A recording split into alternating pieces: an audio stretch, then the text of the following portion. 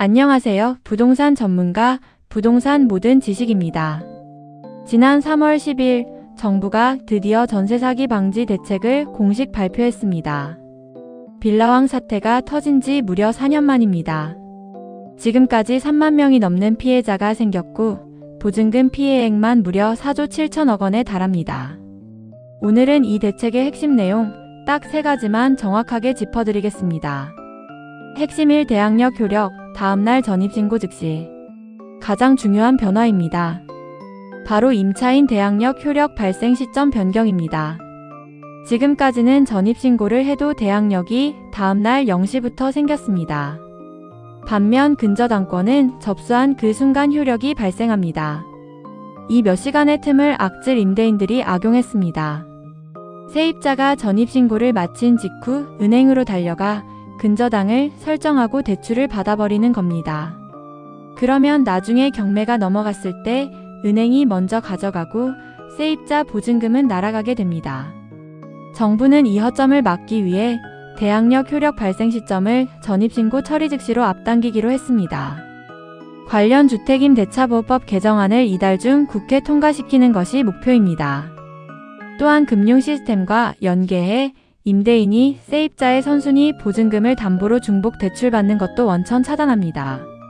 핵심 2. 안심전세 앱 고도화, 위험정보 한눈에. 두 번째는 통합정보 시스템 구축입니다. 지금까지 예비 임차인이 전세 계약 전 권리관계를 확인하려면 어떻게 해야 했을까요?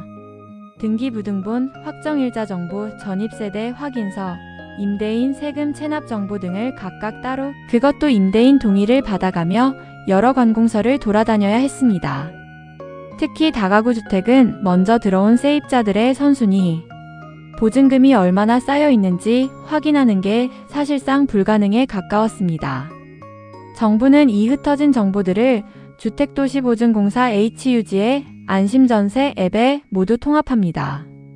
주소 하나만 입력하면 등기 확정일 자전 입세 대세금 체납 정보가 실시간 연계되고 해당 주택의 계약 위험도까지 자동 진단해줍니다. 다가구 주택 위험도 분석 시스템은 올해 8월까지 구축 완료, 9월부터 대국민 서비스를 시작할 예정입니다.